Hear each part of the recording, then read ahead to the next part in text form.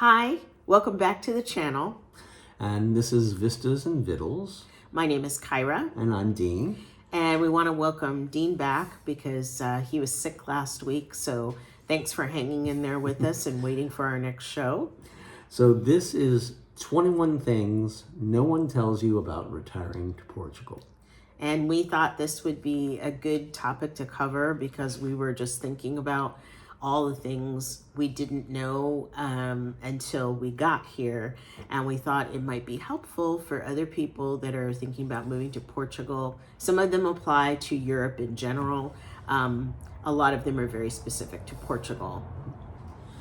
All right, so let's jump on in. Okay, so the first thing is you will notice, number one, you will notice that kitchens here are smaller than they are in the US and Canada. And if you've ever watched like House Hunters International, you'll see the people come in and one of the first things that the women usually always say is, oh my gosh, this kitchen is so much smaller than what I'm used to. And just know that that is kind of a European thing. So if you are coming over here and you're doing a scouting trip or you're looking at kitchens, just be aware of that. Also, very often they are closed off from the rest of the house. We are used to, in the US and Canada, a lot of times we have those nice open kitchens where it opens up into the living room.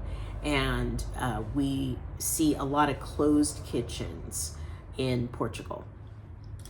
The next thing is you will be adjusting to the fact that the food here just tastes different than it does in the US and Canada. It's spiced differently, but more importantly, there are no GMOs. And this goes for the fresh vegetables you get at the farmer's market, the fish that you get at the restaurants, and maybe unfortunately the pastries. So if you move here thinking that you're going to lose weight, that's very possible, but you got to watch the pastries because they're delicious and addicting.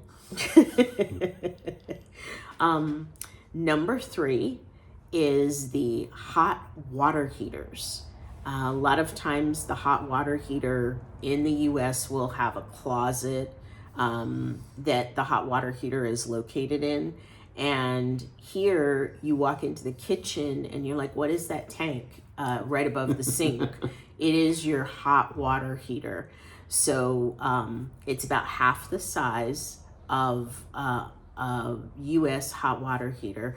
And if you're used to using a lot of hot water at the same time, it's something to think about because, like, let's say if we're doing laundry, we're not also trying to take a shower. We want to do one and then the other.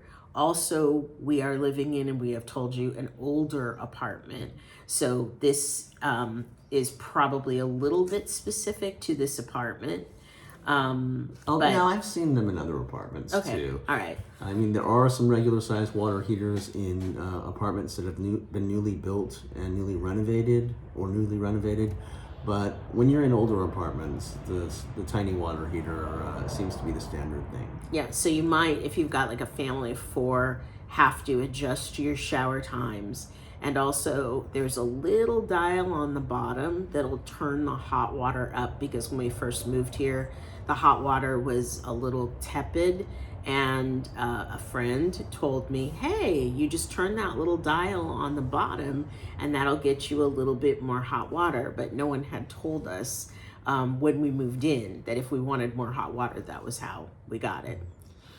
Okay, the next thing is dryers are often not, clothes dryers are often not in apartments here. I can't say it's not a thing because we have friends who have them, but it's a good chance that where you move, you won't have one.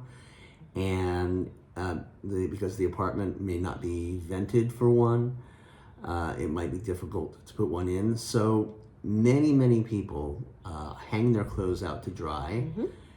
In the sun or in the wind.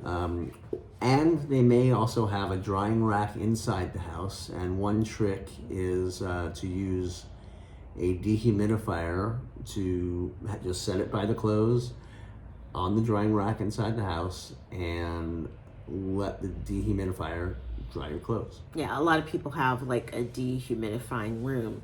And I did grow up hanging things out on a laundry line, but hadn't hung things out on the laundry line in a while. And I may have mentioned this before in another video, but one of the first days I was doing this, we're on like the second floor Europe, but third floor US, and I dropped a pair of my undies all the way down to the bottom floor.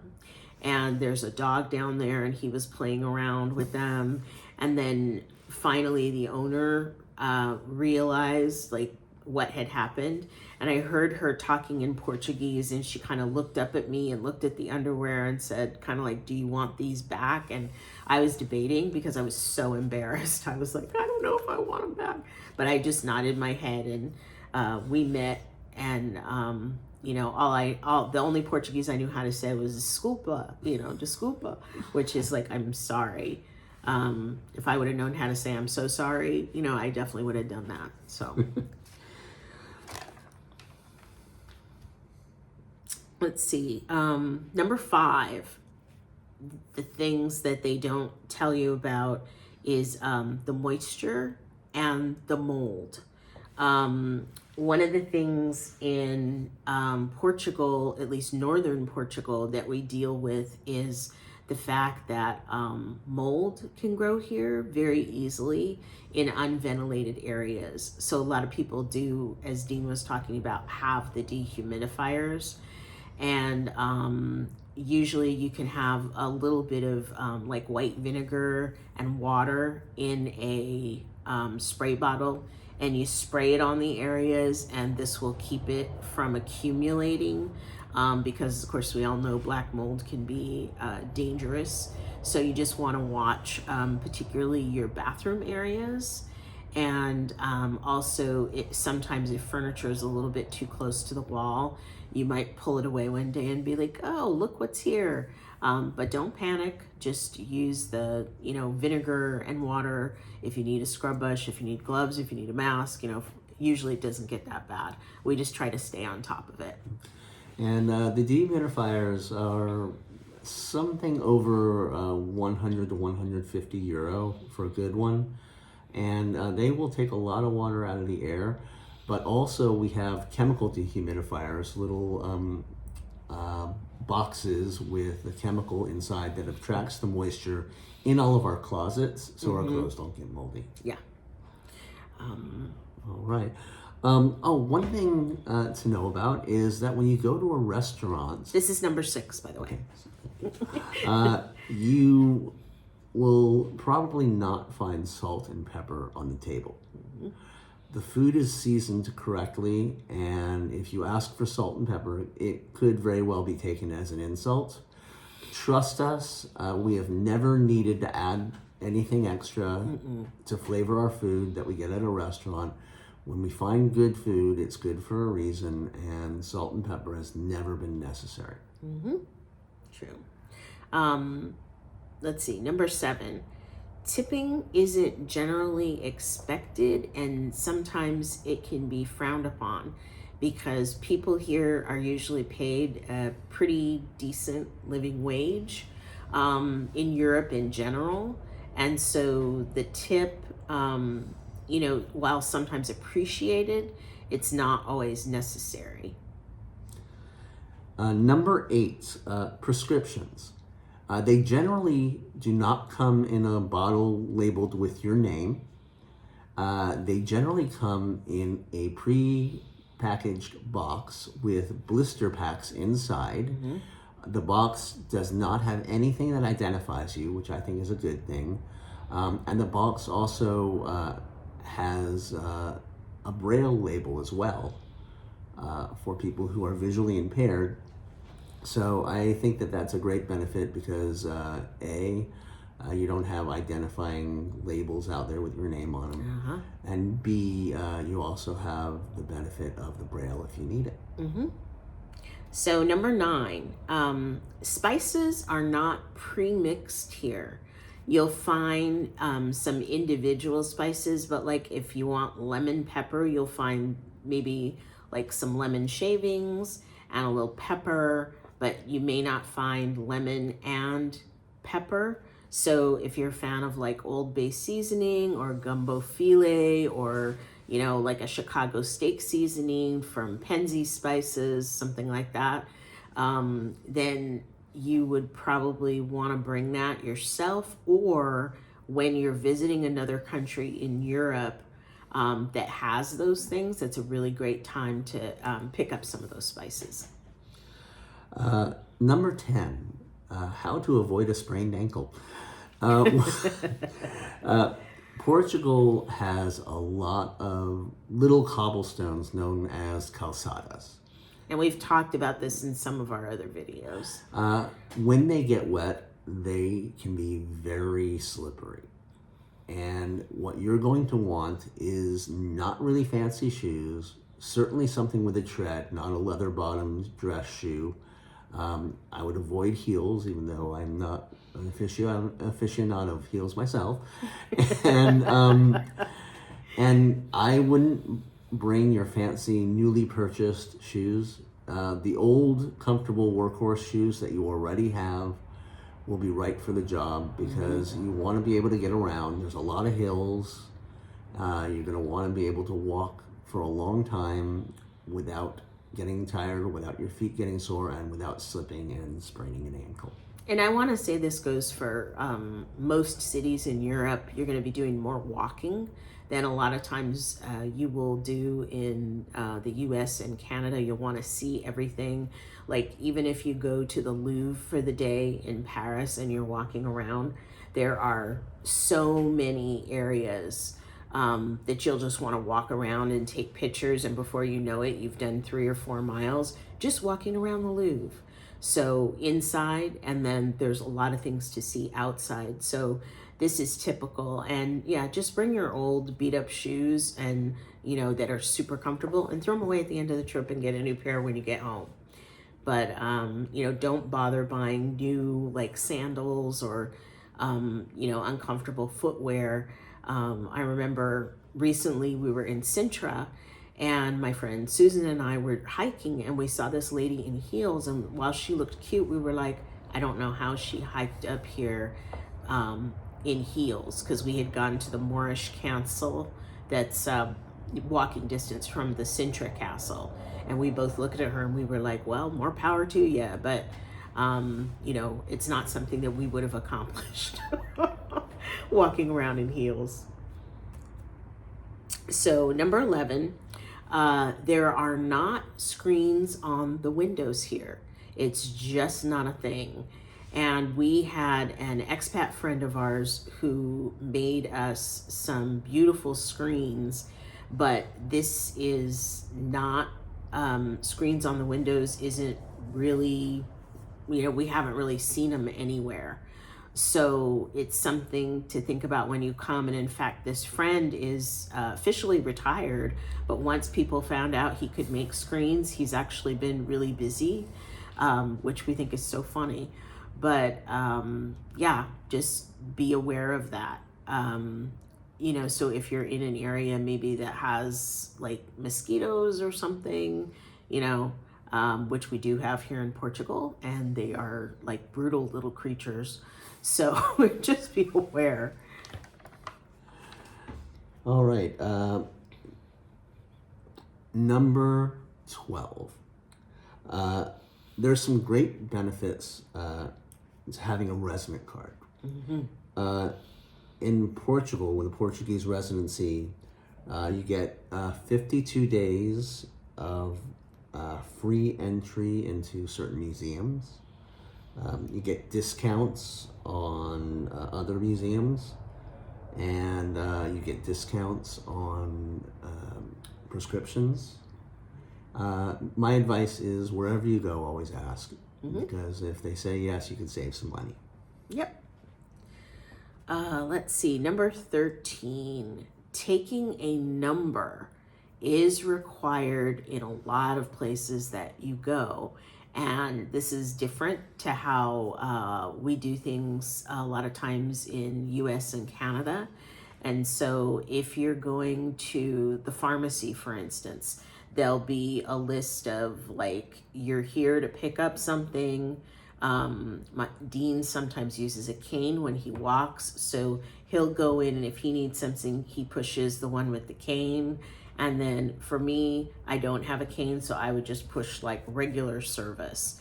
And you'll figure out which is which. The first time you go to one of these kiosks and you do it, you'll be able to figure it out. But if you go to the wine store, like we have a place that is cheese and meat, like a little deli, but they also have bread and salt and olive oil and other things there. So if we go there, we take a number. If you're in one of the larger supermarkets, also they have a counter for kind of like specialty items, hot specialty items, food.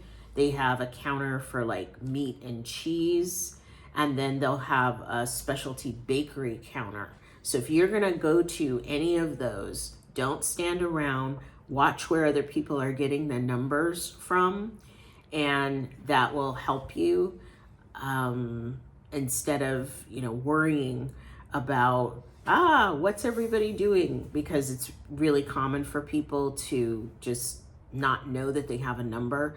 The other place you'll need it is if you're gonna go to like a hospital or medical facility. And a lot of times you need to add, like we've found, we try to add on about a half hour previous to our appointments, because whereas like, let's say we had Kaiser before, we would, have an appointment, we'd go in, we'd show our card, and they'd call us within, 5-10 minutes, as long as the doctor didn't have, some kind of emergency. But it usually, you can have about a half hour's worth of numbers or 15 minutes worth of numbers ahead of being called up to the desk for them to give you another number and tell you what floor or what room to go to. So that is something that we've adjusted to. Number 14, if you're in line anywhere, always let somebody with fewer items go ahead of you, or somebody who's older than you. It's really a sign of courtesy, especially the respect for older people. And sometimes, as I found with older people, you actually have to insist, and because they will demur, they will say, "Oh no," but they really do want to go ahead of you. So I found that I got a lot of smiles and a lot of little old ladies looking kindly at me if I just followed that simple rule. So number 15, eyeglasses are very expensive here. I was, currently I'm wearing my reading glasses from Costco, but you may have seen me with the big black frames. Those are my glasses that I got here in Portugal. And I have never been able to wear progressives. And we were chatting with some friends and they were like, oh, you can get progressives here that you'll be able to use, but they're expensive. And they are really expensive. So our recommendation is, if you want to try the progressives, just be prepared that they'll be like double or triple what you normally would pay in the US. But if you just have a reading prescription or a distance prescription, my recommendation is, wait till you go, get the prescription right before you go, and then wait till you go home and go to the Costco or another like discount, area. Another discount store where you can get them for less than they cost here. And in my experience, I just wear a single prescription, and the glasses were comparable in price to the US for a single prescription in the glasses. At dinner, if you're going out to dinner and you sit down at a table, unless they tell you that they need the table at a specific time, the table is yours for the evening. And they generally will not want you to leave, not ask you to leave. They will bring the check only when you ask for it. And if they do need to turn over the table at a specific time, generally they will give you more time than would be necessary in the US to eat appetizer, salad, main course, dessert, and coffee. They won't rush you, even if they need the table right after you. So, number 17, wherever you move, get a credit card in the currency of where you are. We were offered one with our bank account, and what we found is very occasionally we will need to, like, let's say we're, I don't know, buying a toothbrush or something. We may want to put that on credit instead of using our debit card, which is directly linked to our Portuguese bank account. So we wanted like a space between both places.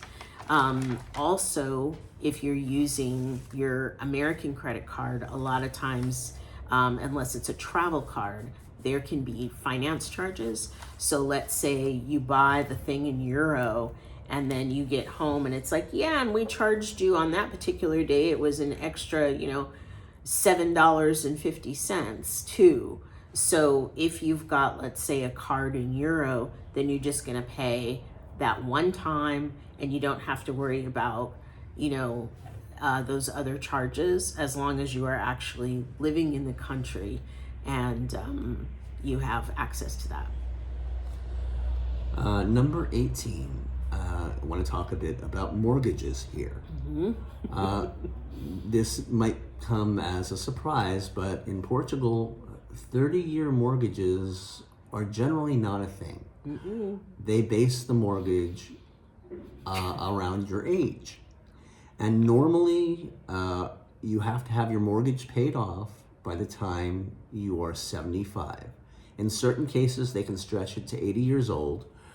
But generally, if you are 60 years old, you have a 15-year mortgage if that's when you get your mortgage. It might be stretched to a 20-year mortgage, but it certainly won't be a 30-year mortgage.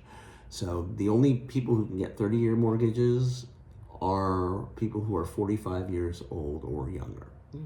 So just something to be aware of, and they usually go by whoever is the oldest one.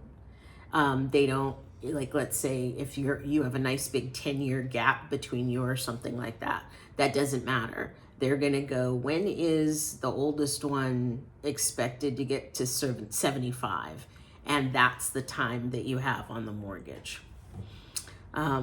Also, number 19, taxes. Guess what? This is one of the things that we were a little bit not surprised by, because we knew about it before, but it can surprise a lot of people. You may be paying taxes in two countries, both your home country and your newly adopted country. In our case, Portugal has a reciprocal agreement with the US as of the time we are making this video, because things change all the time. There's a lot of things changing. So as of this moment, there is a reciprocal agreement where some of what you pay in the US is deducted from your Portuguese taxes, making your bill a little bit smaller. But we are not giving tax advice. We are going to tell you to have a conversation with your tax professional about this, so that you're in a good place to know like what your tax bill could be.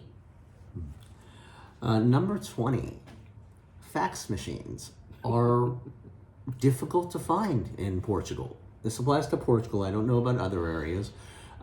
We have a situation where every month we need to send a fax to the United States, and there was only one place in town, a Staples, and we would go initially, and it would cost over 30 euro to send a 12-page fax.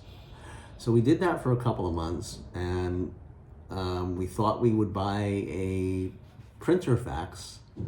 Unfortunately, that wouldn't work in our apartment because our phone line comes through VoIP. It comes through the modem. And if you have a phone line like that, here at least, it won't accept a fax. If you have a plug into the wall phone line, I think it will, but ours doesn't. So what we did was we signed up for an electronic fax service. There's some like e-fax. For the privacy, because we know that like on notes you can send a fax, but we needed a little privacy for what we were sending. So we signed up for, I think it's $84 a year, which within the first couple months saves us on that faxing from Staples. And it's encrypted, and it saves your history, it gives you confirmation and peace of mind. So I would recommend that if you do not have the option to have a fax machine. Yeah, and this is only for old people that have some kind of weird situation where they need to send a fax, because we know most people do not use fax anymore, and this isn't going to apply to a lot of you. But for some of you that might have an institution that, you know, banking institution that requires a fax, is something to think about. Mm-hmm. All right. So guess what? Number 21. We are at the end. And one of the things that we have discovered living in Portugal is there are these really cool pottery places where you can get plates, bowls, cups, things like that for €1, €1. So we are gonna go visit one, and we'll do a video on it so that we can show you this place that we're going to has an upstairs and downstairs. And one of the things that Caldas is known for, there was a gentleman named Bordella Pinheiro, and he sort of created pottery, some special pottery. Usually it looks like a cabbage or something like that. That was done here in Caldas da Rainha for the first time. So there are a few little places around here where, because pottery students are constantly practicing and things like that, you can get some really nice discounted pottery. But all through Portugal, there are these little warehouses to check for before you go to, let's say, a place where it's going to be $4 a cup. We're just recommending, because that place might have actually bought them from the $1 place. Yeah. So that is it. I can't believe we made it through like all 21, and Dean is feeling better. So thank you for watching all the way to the end. And if you enjoyed this video, please subscribe. We are trying to get to 500 people so that we are able to do a live stream and answer any questions that you have.